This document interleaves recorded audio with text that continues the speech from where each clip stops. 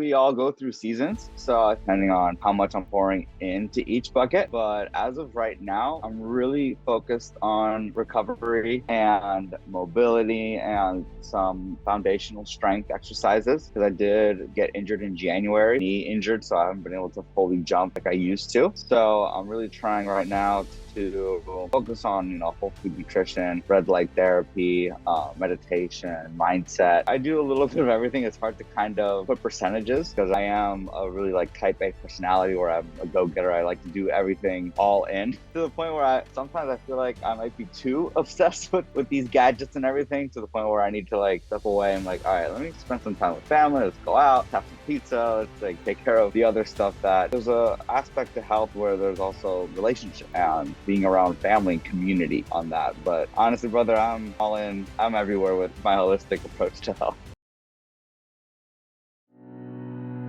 He's a best-selling author, award-winning filmmaker, inspirational speaker, certified nutrition coach, plant-powered athlete, and host of the #1 holistic health podcast in the world, Nathan Crane.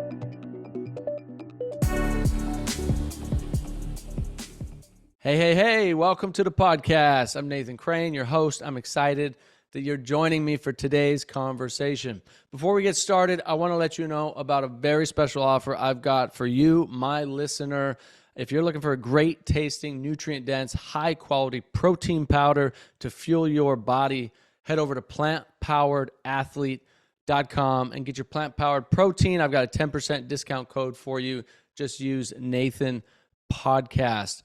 Plant-powered protein is 100% organic and kosher certified with a powerful combination of high-quality plant proteins like quinoa, brown rice, pea, flax, and hemp. It's also infused with 3 scientifically verified adaptogens, ashwagandha, maca, and ginseng for more energy and recovery. And you can get 10% off right now. Just use the code Nathan Podcast and head over to plantpoweredathlete.com to get your plant-powered protein today. All right, that's it. Let's dive into the show. Welcome back to the podcast. I am excited to have Cayetano here with us, also known as the Street Beast, a parkour athlete who also happens to be plant-based. Calle, brother, thanks for coming on the podcast, man. Awesome to have you here. Thank you very much for having me. So I found you on Instagram. Just loved what you were doing, man. Sharing your journey as an athlete, but more than just being athletic, which you are incredibly athletic. I mean, doing Ninja Warrior stuff and parkour stuff, and I know you do strength training and weightlifting, all kinds of other stuff as well. And being plant-based athlete, 2 things that I think are awesome. You're also into more of what I would call like a deep health approach or holistic health approach. I see, morning routines, you're doing meditation and doing, red light therapy and more recovery type stuff, more holistic health, which I think is awesome. I think too often we get focused on one aspect of health. Like it's just all about diet, all about nutrition, which is good. It's good to focus on diet and nutrition to improve our health, improve our performance as athletes. But if you forget about all the other stuff that actually regenerates our tissues and rebuilds our mitochondria and detoxes our bodies from heavy metals and toxins and improves our muscle protein synthesis and improves our recovery and helps us be better athletes and better human beings. If you forget about all that other stuff, nutrition only ends up playing a small role. Right. Comparatively, I think nutrition's big. I used to think it was 80 or 90%, but now, after 17 years in the health space, I'm like, it's probably more like 20 to 30%, somewhere in there. You could do all the right foods and nutrients and the best diet in the world, but if you're not sleeping well, you're not recovering well, you're under chronic stress all the time, you're exposed to tons of toxins every day, you're breathing really terrible air and drinking really polluted water, all these other things, your stressful relationship, you're not taking care of your mental, emotional, spiritual, environmental, relational health. Guess what? That diet's only going to play a small part. So anyway, that's kind of my perspective on it. It seems like you seem to approach things a little bit more holistically, which Would you agree with that? How do you look at health in general? Yeah, there's a lot to unpack there, and I agree with you 100%. And I have a similar story where when I first got into this, I was like, oh man, I'm all into nutrition, and I thought it was, around like 80-90% to the point where I was obsessed with, whole foods and recipes and everything. But then as my journey continued, I realized that wow, there's actually a lot more aspects to health that contribute more than the nutrition. Like you said, the sleep, the recovery, the spiritual aspect of it, I think is so undermined and not really talked about enough. So yeah, 100%. So where do you spend majority of your time when it comes to being an athlete? Like, let's look at the different buckets of health, right? And maybe you could break it down by percentages of each, roughly. Like, how much time do you spend training each day versus how much time do you spend really focusing on dialing in your sleep? And we can talk about some of your sleep strategies versus things like meditation and red light therapy, diet, nutrition, etc. Maybe you could break that down into those buckets, the percentages, and then maybe we can get into like what you actually do to optimize your performance as an athlete. Yeah, I think we all go through seasons. So I think depending on the season and depending on how much I'm pouring into each bucket.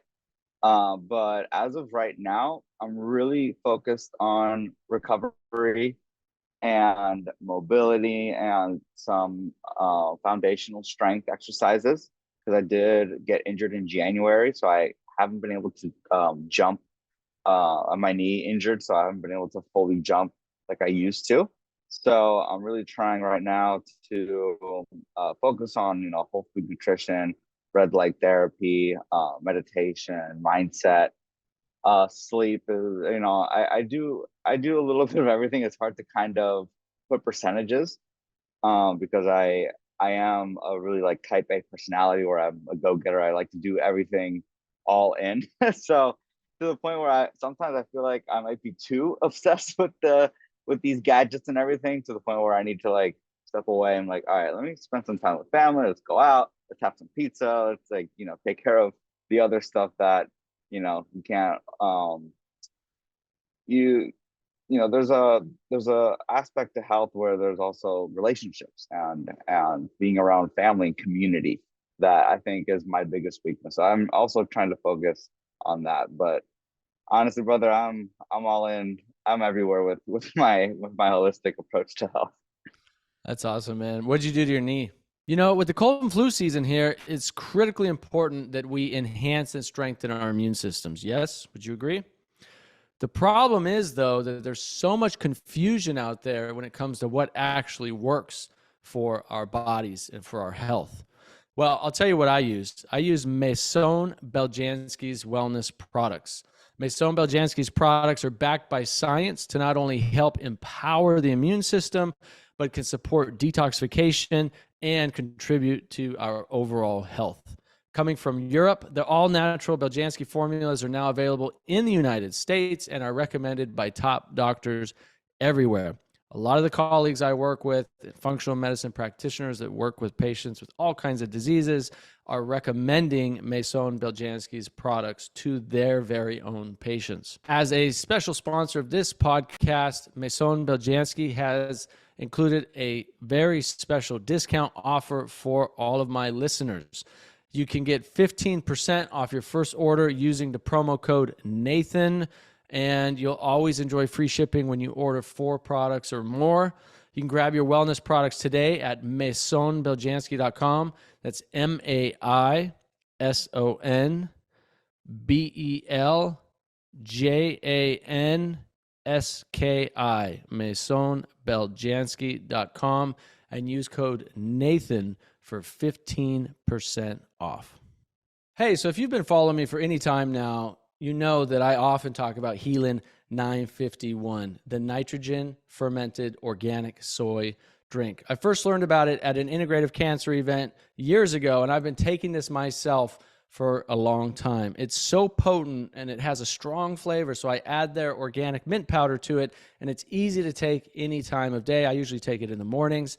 You know, I'm constantly looking into natural health products, and the ones that catch my eye are the ones with years of proven results and the science and research to back them up. I love that Helin 951 checks all of these boxes. Made from a unique 100% organic soybean grown in the high mountains of Mongolia, Helin 951 has some incredible health properties. Just a few of the benefits are more energy, better sleep, detox, longevity, better immune function, and some fantastic anti-cancer compounds. The folks over at Helin have made a page just for our followers to learn more. You can head over to helin951.com/crane. That's HAELAN 951.com/crane. They have special discounted packages there for you to get you started. And if you use the promo code CRANE, CRANE, at checkout, they will also give you free shipping. So head over and grab this special offer for yourself and use the free shipping promo code CRANE, or just give them a call if that's easier for you. They are so easy to work with and have over 32 years in the industry. Again, that's helin951.com/crane. Have you heard of PEMF therapy for cancer? Well, this podcast is brought to you by Dr. Pollock, and he wants to share with you the groundbreaking research of pulsed electromagnetic field therapy in the treatment of cancer. Studies show PEMF therapy can help control the cancer process and give safe, non-toxic, and non-invasive symptom management. PEMF therapy may enhance other cancer support and treatments, lower inflammation, and promote tissue healing. Studies show it's possible to improve your general well-being and recuperate from surgery, radiation, and chemo better and more quickly. Embrace a comprehensive approach to cancer treatment with PEMF therapy, a vital tool on your path to prevention, treatment, and recovery. For caring and professional guidance and recommendations from Dr. Pollock, go to drpollock.com/intro to cancer. That's drpawluk.com/intro to cancer. I had an open wound infection in January. It got infected and I had to go to the hospital. They drained it out. And so I'm still recovering from that. Oh man. Yeah, it sucks. It sucks when it's really hard when you're that kind of person that like wants to train all the time. You know, you've got goals, you've got passions, ambitions, training has become like a part of your life. And then you have these injuries that pop up and it like prevents you from doing what you want to do. And yet like what I do, unfortunately, is like keep pushing through the injury when I should back off. Like the hardest thing for me to do is back off. Like, hey, just take some time off. Yeah. I'm like, take some time off, you know? It's like, yeah, I have to like convince myself, persuade myself, because it is an addiction. It becomes an addiction. And, and I'm just like, well, it's pain. It'll go away. You know, it's that David Goggins mentality where it's just like, I've had that my whole life where it's like, oh, it's just a little bit of pain. I'll just keep going. It'll go away. And the problem is sometimes it does go away, but other times it gets worse, you know? So I'm dealing with the same thing right now, a knee injury and a shoulder injury that we're really just overtraining, 4 or 5 hours a day for months on end. And then it just, turned from a small little thing into a chronic thing. And so I have backed off. I do physical therapy. I do all these recovery things as well. I've backed off a lot of stuff significantly trying to heal it. But the problem is like stopping something completely, because you just want to keep doing it. I know for a lot of people, it's the opposite. Like they need a kick in the ass to get them going, get to the gym, get to training that. But I think once you find something you really enjoy, and I watched one of your Instagram posts, by the way, where you talked about this. I loved hearing you talk about it because I teach this all the time to people who have a hard time getting to the gym and exercising and staying motivated. It's like you were saying, find something that you enjoy doing. Find an exercise that you enjoy doing. Whatever that is, doesn't really matter because that's what keeps you coming back for more. Yeah, 100%, brother. You're speaking my language. I'm the exact way. And I'm fortunately, finally, my hard-headedness has learned to slow down, to not always exercise. I don't always have to train. And even right now, where I had to slow down, I had to change my mindset around training because of my knee. Now I'm really focusing on mobility, and that's really distracting me from not being able to fully jump like I was before. So really focusing on the splits, on touching my toes, and doing all these mobility moves that I absolutely love as well. So it's just shifting that mindset, and because I had the discipline, obviously from training, because I love training so much. Me and you have that in common. But now it's just changing that discipline and putting it toward like, all right, today is a recovery day. Let's focus on active recovery. Let's do yoga. Let's do meditation. This stuff is good for you. Like, you're disciplined, so discipline yourself to do that. Because yeah, you're right. Most people need more. That's why most people are overweight and healthy and unhealthy. But there are some select few people like ourselves that actually do too much, and we need to learn how to have balance and also fit in these recovery modalities that our body needs. Like the body has a system where we stress it, and then we have to give it time to rebuild itself. And if we don't give that time to rebuild itself, then we're cheating the system. We're not letting it optimize how strong it can actually get if we don't let it recover before we jump back into another training session. It's so true. There's that mindset I've certainly been guilty of for the last 6 years, that it's like more training, more training. I need more training to make more gains, right? And I get adapted to large amounts of volume, and you do make a lot of gains, but there is a diminishing point of return where, too much volume and not enough recovery, then your gains either stay stagnant, or you actually go backwards, you get injured, you overtrain, or your gains are very, very, very tiny, versus like, okay, if I put more time and energy on recovery, on sleep, on nutrition, on meditation, on, sauna, red light therapy, etc., reduce volume a little bit, and then maybe you can see your gains actually improve. A good example of that, I think, is bodybuilders who are really focused on hypertrophy and muscle size and strength. Like, they'll spend maximum 2 hours at the gym, an hour to 2 hours. They go in, 1 or 2 body parts, boom, hammer them, 8 to 12 sets in most cases, chest and triceps, and then they go home. It's like, that's about it, and the next day they hit other body parts, the next day hit other body parts, and they're resting those body parts for a couple of days in between. And over time and years of doing that, they get massive, massive gains.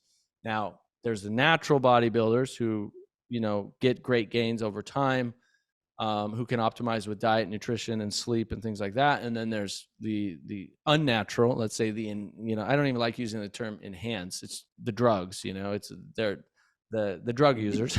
That's what steroid users. Let's put it that way.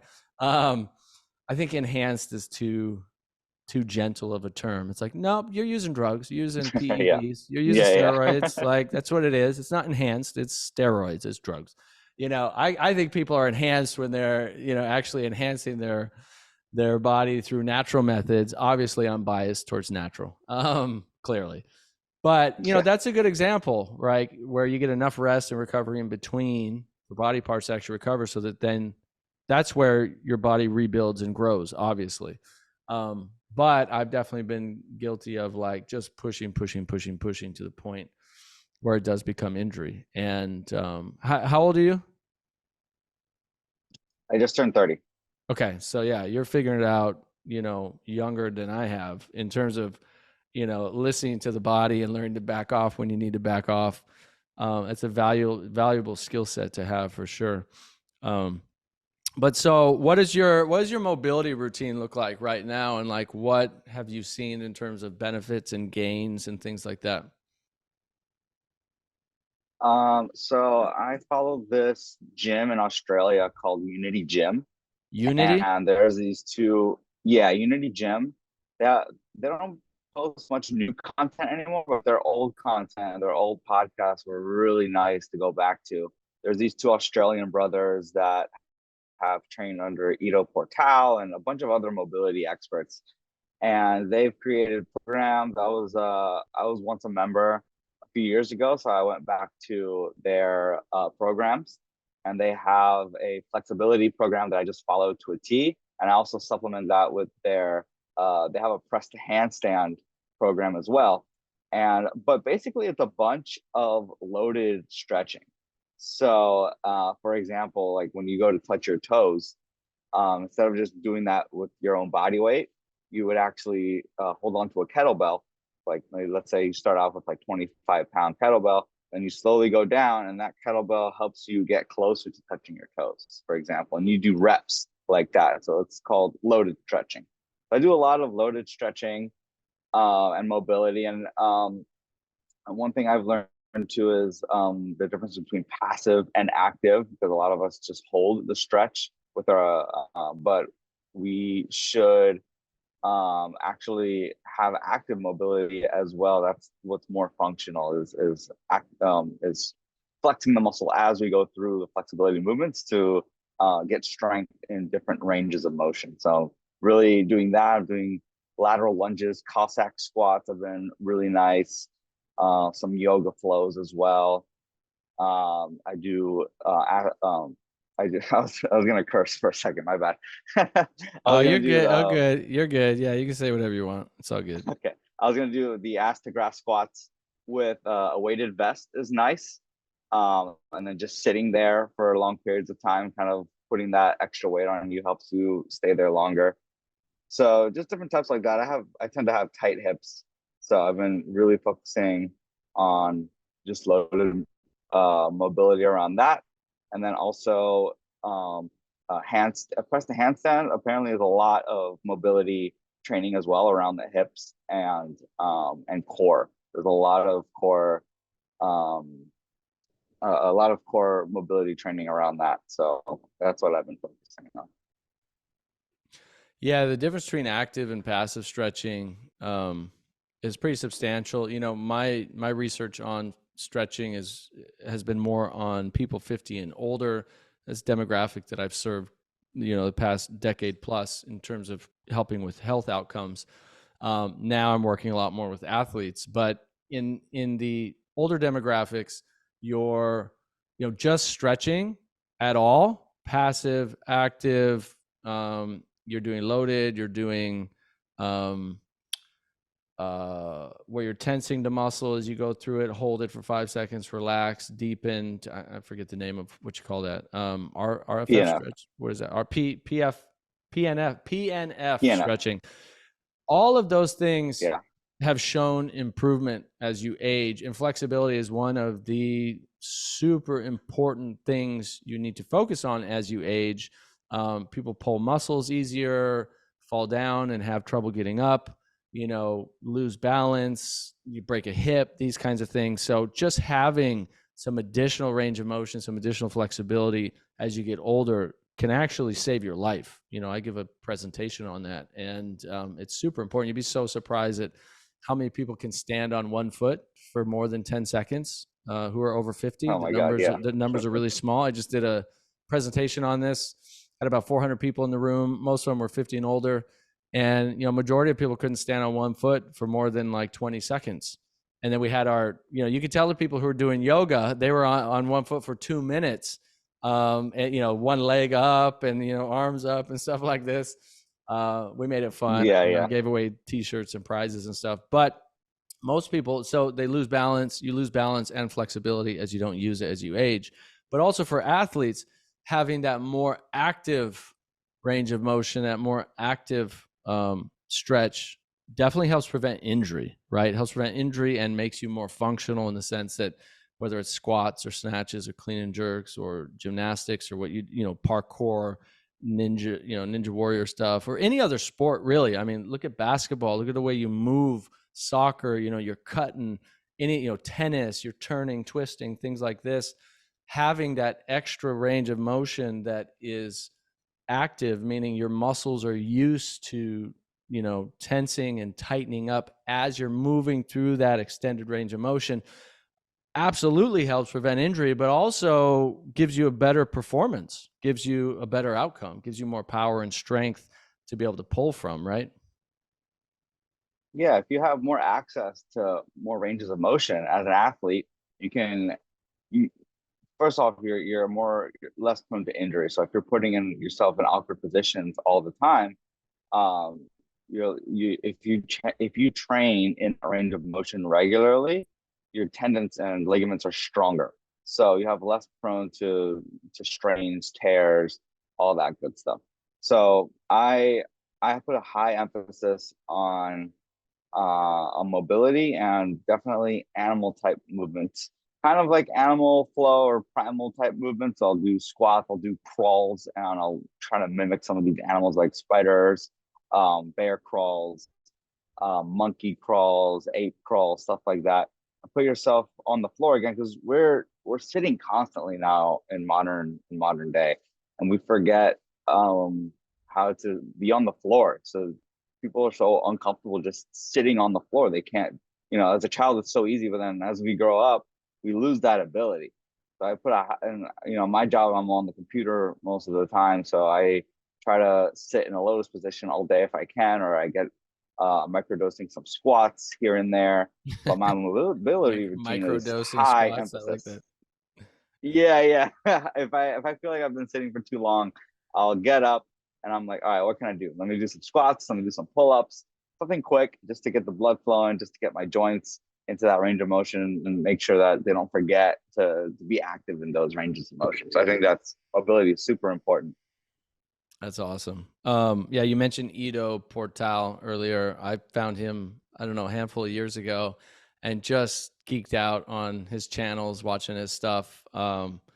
Awesome. Just what you're talking about is like these animal movements, these kind of, non-generic type of end range movements and motions that increase your range of motion but also your strength.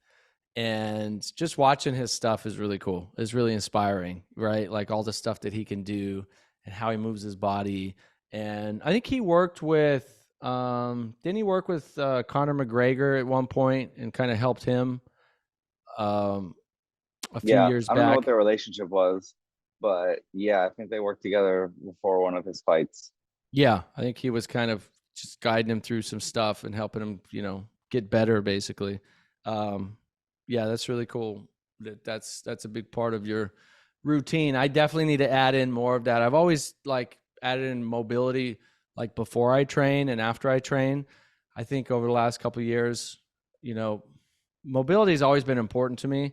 I think as I got more mobile, I kind of put less focus on it, but I'm at the point now where it's like I need to really ramp up my mobility routine again, especially dealing with a couple injuries. It's like, okay, this is something I need to put a lot more focus on now. And you're kind of, reminding me that I need it. And I think everybody tuning in, could benefit from adding more mobility into their day. What does yours look like? Like how much time do you spend a day on improving mobility?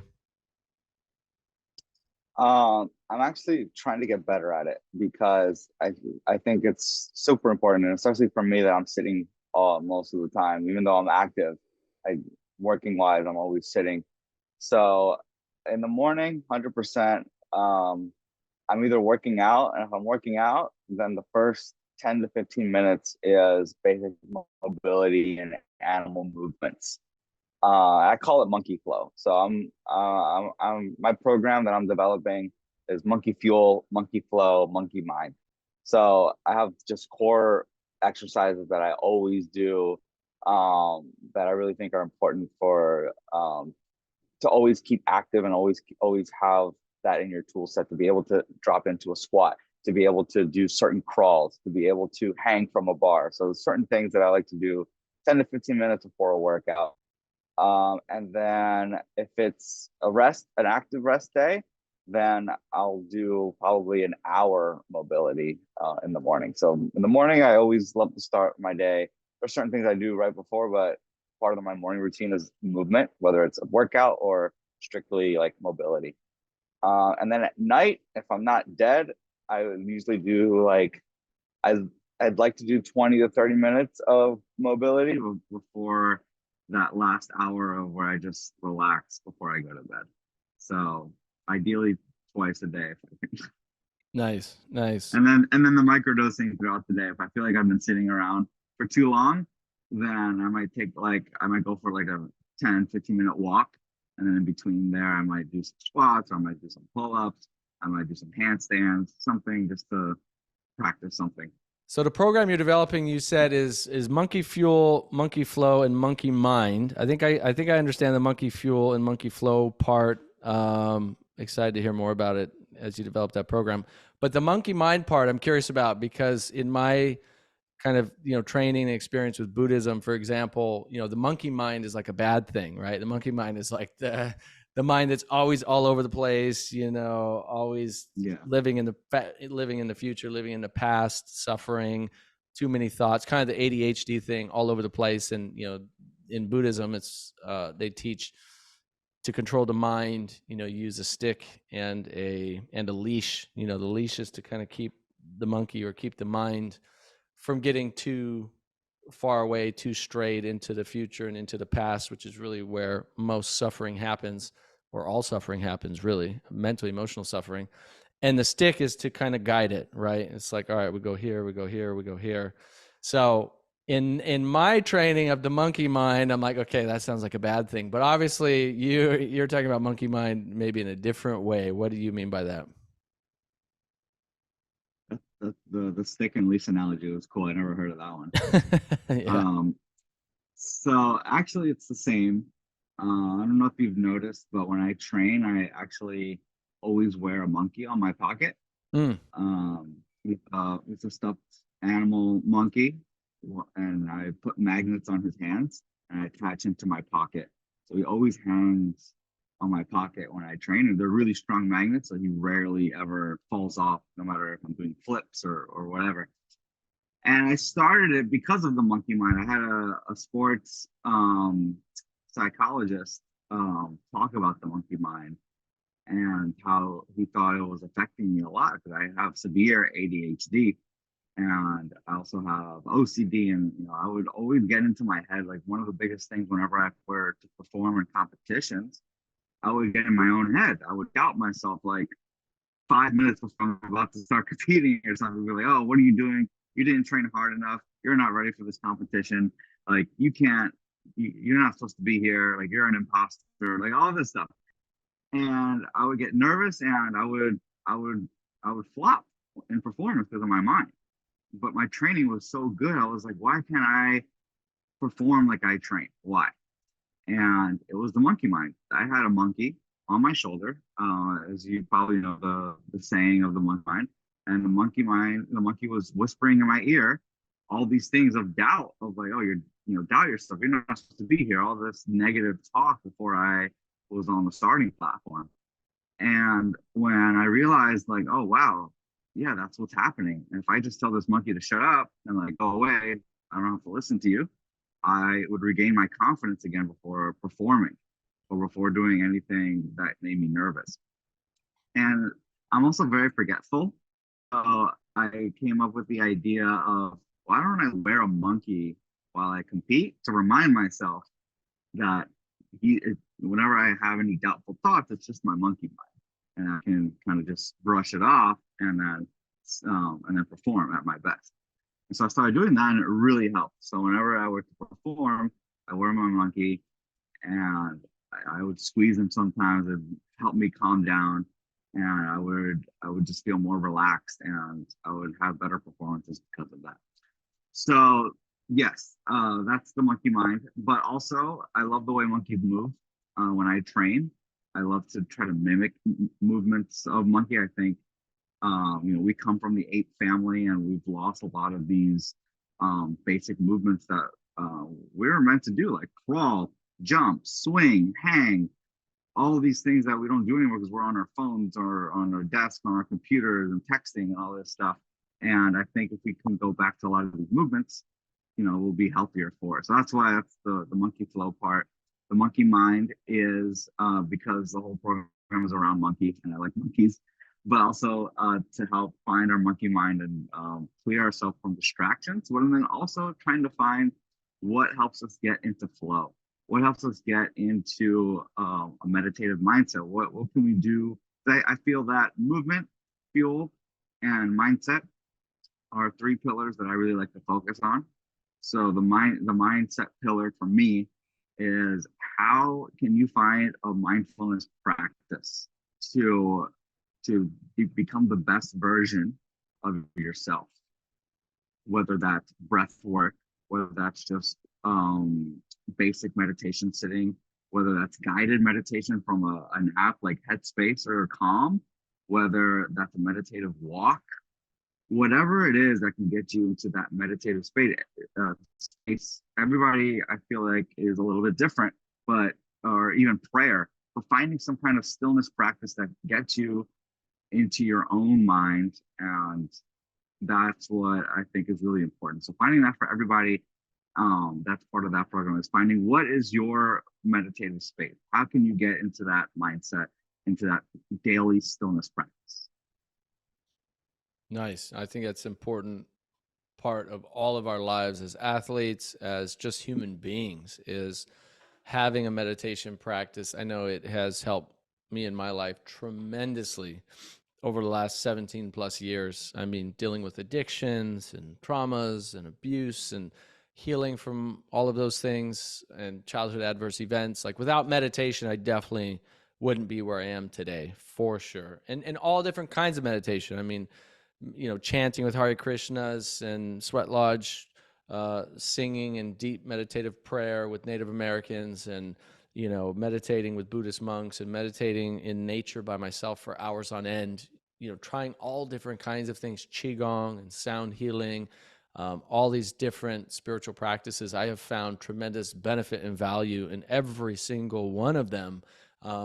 Even sitting and having theological and spiritual discussions, about Christianity with Christians, and prayer, and all of these things I find incredibly valuable. And I agree, each person should find a personal meditative or mindfulness practice that works for you if you want to get to a higher level of health and peak performance, and just a higher level of self-fulfillment, and spiritual connection as a human being, for sure.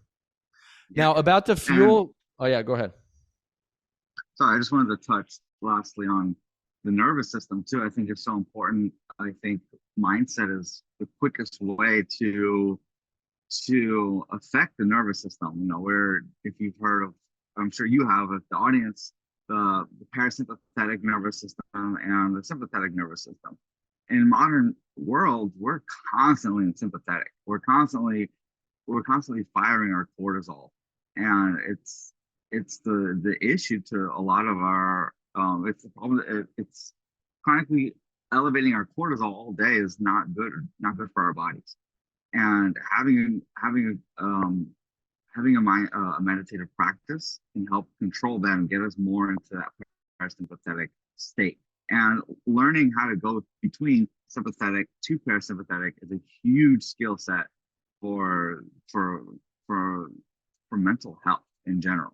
Just to be able to shift from one to another, knowing what breath works, or what kind of practices can get us to calm down before bed, which can get us to ramp up before our attempt to work out, I think is so valuable.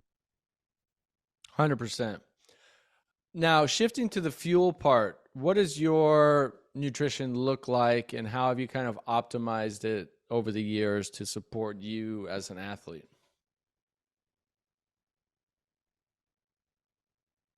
So I grew up on the standard American diet, which is a blessing and a curse, because I was very unhealthy as a child. But I think it also showed that no matter where you come from, you can make changes, because the way I eat now is definitely nowhere near the way I ate how I grew up. So I grew up on McDonald's, Kellogg's, Oreos. I mean, you name it, all that kind of stuff. And when I was around 18, I wanted to, I quit a sport, and I wanted to get into bodybuilding and get muscles and abs. So I got into protein shakes and broccoli chicken rice, all this, bodybuilding stuff kind of diet. I didn't like the vegetables, but I ate them just because they were in the diet plan that I found at the moment. And so that's when diet started becoming somewhat, important in my life. I started making protein shakes, I started making recipes to hit my protein and calories and everything. Um, then, long story short, with how I got into plant-based, I met a girl. She wanted to go vegan as we were dating. She was vegetarian, but she couldn't give up cheese, and I'm really good with diet. So I told her, look, for a month, I'll go vegan with you just to get the ball rolling. But after the month, you're on your own. I'm going back. And she was like, all right, cool, let's do it. How So old were I'm you? like, all right. I was 20, 21, 22-ish, around that time. So for that month, my fiber intake went up significantly. I was eating so much more beans, and we did it wrong. We didn't know what Whole Foods plant-based was, so we ate like, Beyond Chicken all the time. I think I had the same Beyond Chicken wrap for lunch every day because I didn't know what else to cook. We had a bunch of fake cheeses, protein shakes. I mean, we made bean burgers, I think, sometimes, but it really wasn't the healthiest vegan diet. But my fiber intake went up. And then people blame the vegan diet for their health problems and their gut issues and their eczema and all the issues that Yeah, come, and they go, oh, it's the vegan diet. And most of the time when you break it down and go, well, what were you eating? It's mostly processed crap and ultra processed foods. And you go, okay, had nothing to do with the vegan diet. I'm sorry. It had to do with the processed and ultra processed stuff that you were constantly putting yeah. into your You body, which, have you have to be specific about Whole Foods plant-based, or it's completely different diet. You can be just as unhealthy as someone on the standard American diet on a vegan diet nowadays, which is crazy. So now you have to be specific of like what kind of vegan diet are you on. So we did it wrong in the beginning. And then eventually down the line, I saw my first documentary. I think it was Forks Over Knives. Someone recommended it to me, and I was all in. I got obsessed. I got hooked. I'm like, oh my god, Whole Foods plant based. Like this is it. I gotta figure this out. So I did everything. I started cooking from scratch. I cut out all the fake meats and cheeses. Went super in on that. Then I read Brendan Braziers' book. Forgot the name of his book. no, But he's a oh, Brendan Fraser. the owner of Vega. Yeah, yeah. He's a triathlete. I forgot the name of his book. Thrive, I think. I think it's Thrive. But Thrive. anyways, Yeah, yeah, Thrive. Yep. Brendan Brazier's book Thrive had specific like athlete nutrition for plant-based athletes. So man, I got into that and I started making his recipes. And I found a passion for being in the kitchen and coming up with delicious recipes that are, high performance based for athletes. Like that became one of my passions. So I started making YouTube videos about my recipes and talking about plant-based and everything. Then I saw What the Health and Game Changers came out eventually, and I started, my my athleticism didn't deteriorate. I got stronger, so I wasn't protein deficient. My blood results were fine. So I'm like, this is it. I feel good. I'm also, it's better for the environment. I'm not hurting animals. So I was in it for about for yeah, ever since a few months ago, I was 100% vegan. Recently, I included some animal products in my diet here and there, but it's not anything I cook. I just gave myself the freedom for whenever my family members cooking something on Thanksgiving, or we're on a Christmas dinner, or it's my birthday, or something like that. I will allow myself to indulge in animal products, but I don't have it in my fridge. I don't know how to cook it or anything like that. So I guess I'm like 99% plant-based, or for lack of a better term. But yeah, that's been my journey. I would say for the most part now.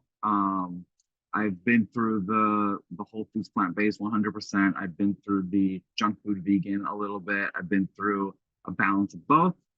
And I think a good balance for me personally in my life is around 85% whole foods plant-based, and then the other 15% I do indulge in the processed vegan food. And whenever I go out to eat, sometimes I'll indulge in fast food and stuff like that. So that's kind of my approach at the moment, and I feel relatively good on it. That's awesome. I literally just gave a keynote presentation on a cruise to it was a vegan event and plant based, and basically that's what I told people. Like, it's a good goal to get to at least 80% whole foods plant based, whether you're vegan or not. Just getting a lot more real foods, whole foods, and plant based real food, whole foods into your diet, you're going to see improvements in just about everything. I mean, you increase your fiber intake, you're going to see improvements in gut health, especially when you're eating more diverse foods, right? It's not just like you're not just eating beans and rice every day either. That's an important distinction. It's like you might be eating rice and beans, but you're also eating 5 or 6 servings of different vegetables every day, 5 or 6 servings of different fruits every day, a handful or so of nuts and seeds. You're getting a good diversity of different foods, herbs and mushrooms and onions and berries and things like that. And you're getting, multiple different kinds of foods throughout the week, not just the same thing over and over and over. Like you had that kind of fake chicken wrap every day because you didn't know how to cook. That's what happens to a lot of people. They don't get cookbooks and learn how to cook. They just find a couple recipes that they just kind of think of, and then they just stick to it. And the problem with that is you don't end up getting enough diversity in the nutrients. I mean, if you look at, and I've actually done the math, I pulled together, like, what would it take to get 100% of the RDA of every nutrient from whole foods without a supplement on a vegan diet, right? And I put it all together, and it's like, you need good diversity of different foods, because some foods have higher vitamin A, some have higher vitamin C, some have no vitamin C. Some foods have higher different minerals and, iodine and no iodine and vitamin K1 and so forth, and some have none of it. And so if you get a good diversity, then generally you don't have to worry about it. If you're on a strict vegan diet, there are a few nutrients you should test and measure and check, like B12, vitamin D. But if you're on an omnivore or carnivore diet, you should be, testing anyway. There are a lot of omnivores who test really low for vitamin D and B12. Vegans definitely test lower than most, but you should test it should also test K2. Not everyone converts K1 to K2, and you should test your omegas, DHA and EPA, and make sure you're getting enough, as well as iodine. Most of those things you can get on a vegan diet, except B12. Generally, most people can't convert it from the bacteria in their guts, even though some can. So the problem is there's guys out there that go, oh, you can't get any of these nutrients from plants. Well, it's BS. A lot of these nutrients you can, and vitamin D you get from the sun anyway. So, either a vegetarian or vegan diet with some testing of a few nutrients, you can get every nutrient, amino acid, mineral, vitamin, etc. And maybe you need a couple supplements, right? Just depends how your body converts things. But if you're getting a wide range, whole diverse, nutrient dense diet, majority of your foods from whole plant foods, ideally organic, then you're not taking in all of the pesticides, herbicides, fungicides, and toxifying your body more. So ideally organic whole plant foods, like, you're just gonna feel better and have more energy and perform better as an athlete. I see it again and again and again working with people, and seen it in my own life as well. No, 100%. I'm 100% behind you on that. I think it's not about being perfect, it's about doing your best, and then everybody's an individual. So if you can, get a blood test and find out what your individual blind spots are, like, what are you missing, even though you have, the 80% whole foods plant-based diet. Because everybody, like you said, is gonna not convert certain nutrients the same way as others. So yeah, 100% backing that up. And also learning how to, definitely learning some staple meals was really important for me.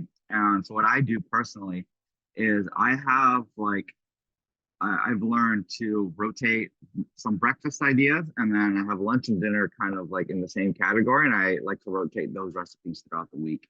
But if I find a recipe where I'm like, oh wow, this is good, easy to make, high nutrients, I write down the recipe in my own notes, and I keep a file in my phone, and I'll rotate recipes every week, and that's how I keep the diversity too. So like one week I have spinach, next week it's kale, and other week it's arugula, and then I'll pick a cruciferous vegetable. This week is broccoli. Next week is asparagus. Next week is Brussels sprout. And I'm constantly changing the diversity of the food by going through different recipes every week. But having the staples, I think, is really important. So just to have meals that you know you can make within 5 to 10 minutes, so it's easy, so that you don't have any excuse, and having the ingredients already there. But and then also exploring different recipes as well. Going on YouTube is a great resource. Recipe books are also a great resource.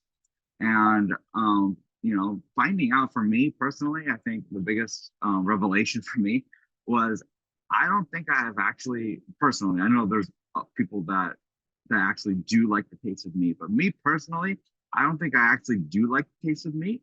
Like, I've never really just liked boiled chicken, or like just a plain steak. It wasn't really my thing. Like, for me, meat was really good when it was fried, or it was breaded. It had barbecue sauce or ketchup and mayo. It had drizzled cheese over it. Like, that's when I really liked meat. And then I realized, if I can just cook tofu or use the same, and all this meat stuff that makes it taste good, it's all plants, like the oil, the seasonings, the sauces. Most of these things that make meat taste really good is plants. You just got used to the texture of meat, and then absorb the flavor of the plants. And you put it in a sandwich, or you put it with rice and whatever. So if you just learn to use those seasonings and those flavorings in tofu and tempeh, or in a stew, or whatever you want, you realize the taste is relatively the same. You just have to kind of get used to the texture, or learn how to make the texture better for you. But yeah, that was my revelation for me, is rotating, making sure I'm getting a diverse, different plant sources of nutrients, different beans every week, having staple recipes so I know it's easy to hit, and then knowing what seasonings and what sauces I really like that make these foods taste just as good as they did when I wasn't vegan. It's a good point. Or plant-based. I'm not vegan anymore. Yeah, I'd like people to show me any group of human beings that salivate over, a dead, rotting carcass, and can tear a rabbit in half with their teeth, and eat the entire rabbit head to tail, intestines, guts, feces, bones, skin, fur, skull, everything, right? Like, people call themselves carnivores today. I have to laugh at it. Like, however you want to eat and choose your diet, it doesn't bother me at all. I have no problem with it. And I try not to judge, right? The reality is, though, you're not a carnivore just by eating steak all day long. You're eating, dead animal flesh. You're eating beef, and that's it. Muscle, pretty much, right? Like, and some fat. You're not a carnivore if you don't eat like carnivores or omnivores. My dogs that hunt out in nature on their own, I never taught them this, right? They go out when we're hiking through the woods. They literally will catch a rabbit, kill it, and they will fight over it and eat it head to tail. So people who say, "Oh yeah, we eat nose to tail carnivore," they're eating some liver, they're eating some heart, they're eating some muscle. They're not eating the fur. This is where true omnivores and carnivores actually get their fiber from, is the fur that they eat. That's actually a fiber in their intestines. They also eat plants. Carnivores eat plants. This is something that people who promote a carnivore diet today don't understand, or don't want to accept, or don't know. Omnivores and true carnivores actually eat plants. And where do they get their plants? They get it from the stomach of the animals that eat the plants. They eat the herbivores, and the herbivores eat what? Plants. And the stomach and intestines are full of fermenting plant matter. And guess where the carnivore goes first? The carnivore goes straight for the stomach. right? That's their sweet spot. When they get a kill, a lion kills a gazelle, the first place they usually start eating is right at the stomach. They get the intestines, the stomach, the colon. They're eating all of that flesh, and they're eating all the fermented plant matter, right? Like we eat kimchi and we eat fermented plants for the bacteria, and sauerkraut and truly fermented pickles and vegetables and things like that. They're fantastic for our bodies. They feed our bacteria. They help improve our immune system. Well, carnivores do the same thing, but they eat it from the animals that they killed. So the people on a carnivore diet today, unless they're eating like true carnivores, they're not carnivores at all. They're technically scavengers, but even the scavengers eat the full animal from, the bone. They'll pick everything off the bone, obviously, the fur, the organs, the flesh, everything. But my point being is they love it. They salivate over it. They look for it. My dogs will find a rotten carcass that's 20 days old and they will eat it. And I'm just like, I'm disgusted, but I'm like, well, that's their nature. Human beings, that's clearly not our nature. We got to salt it up. We got to cook it. You don't have to salt up and cook an orange or a tomato or a cucumber or celery. Or even broccoli. I mean, just raw broccoli is actually pretty good once you're used to eating a more plant-based diet. Like even vegetables that, I used to turn my nose up to as a kid because I grew up also on these high sugar, highly palatable, highly ultra-processed foods. And then you eat something like broccoli or carrot, which actually tastes fantastic now by themselves. As a kid or somebody who's not used to it, you're like, oh, these are disgusting. Guess what? When you stop eating the ultra-processed, highly palatable, highly sugary processed foods and eat more real foods, those foods actually start to taste really good. I don't see any humans out there eating these dead, rotten carcasses, calling themselves carnivores and salivating over it. In fact, they probably get really sick and maybe even die. So you're not carnivores out there. I'm sorry, guys. You're just not. I don't care if you eat like that. I don't care if you eat a plant-based diet. It doesn't matter to me. But, calling yourself a carnivore is just not accurate at all. And I think too, like, they like to point to when we were natural hunter-gatherers,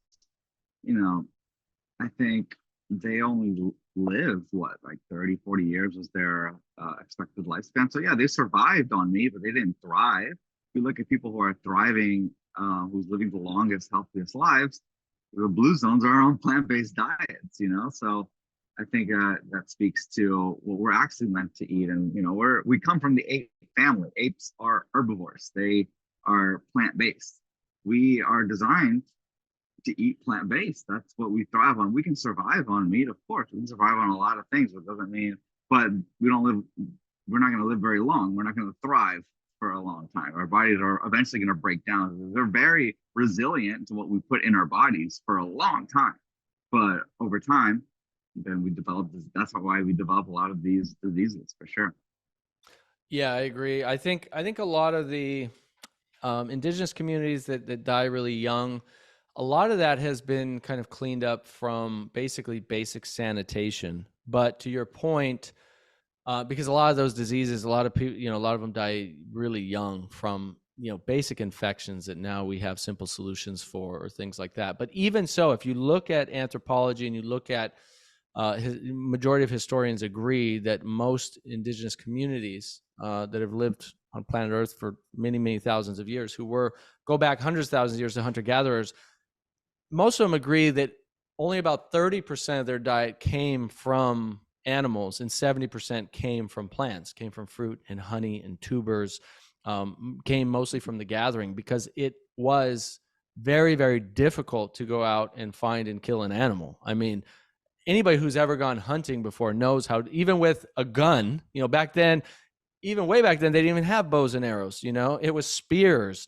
You know how hard it is to kill an animal with a sophisticated bow today, let alone a gun, when you're out hiking for hours and hours in the woods. Like you can shoot from like 100 yards away, right? Back then you had to be like, 10 feet away from an animal and get them with a spear. You know how hard it would be to actually kill an animal? So insanely difficult. So, they would go sometimes weeks without any animal any animal food whatsoever. It's just so difficult to kill an animal. So people go, oh yeah, all these tribes that live, paleo diet. It's like the paleo diet was more than 70% plants or more, and there'd be weeks where they were 100% plant-based because they didn't have any animal foods whatsoever. So even that's most people are confused about and don't really understand. And even today, like the Hadza tribe and others, even 70% of their diet is plant-based. 30% only comes from meat. And people go, oh, I want to live like them. Well, then eat less meat, eat more plants, because it's kind of ridiculous. People take these ideas and then convert them to their own bias and their own beliefs. But I mean, look at the anthropology, look at what the historians write about, and look at what people are even living like today. People go, oh, I went and stayed with the Hadza and they ate, animals the whole time. It's like, yeah, but did you stay with them year round? Are they doing that year round? And most of the time, no, they're not. Most of the time they're eating a lot of fruit, a lot of honey, a lot of tubers, a lot of things that they gather, a lot of fruits and vegetables that they actually gather. But even how people used to eat doesn't mean that's how we have to eat today. Certainly getting rid of the ultra processed foods and highly processed foods and more real foods is going to help our health and performance as athletes. That's clear. I mean, that's got to be number one for most people, right? Most people just are still eating way too much processed crap. Yeah, definitely. So, you're on Instagram. I know I follow you at the Street Beast, right? I see you posting like a bunch of delicious looking like homemade ice cream. I think ice cream recipes and stuff that look really good. Which are cool. People can follow you there. I know you do nutrition coaching as well. Where else can people get in touch with you? I also have a YouTube channel, Street Beast TV. But yeah, Instagram is usually the main platform where I'm posting. You can contact me, message me if you're interested in talking or have any questions or want to talk about personal coaching with me. That's usually the best place to contact me. Awesome. Cool, man. Well, I appreciate you coming on a podcast. Great to meet you, and keep up the awesome work. I'm gonna get going on more mobility now. You've inspired me to add it back in more to my routine now. So awesome, man. Very cool. I'm gonna get on it. So appreciate it, man.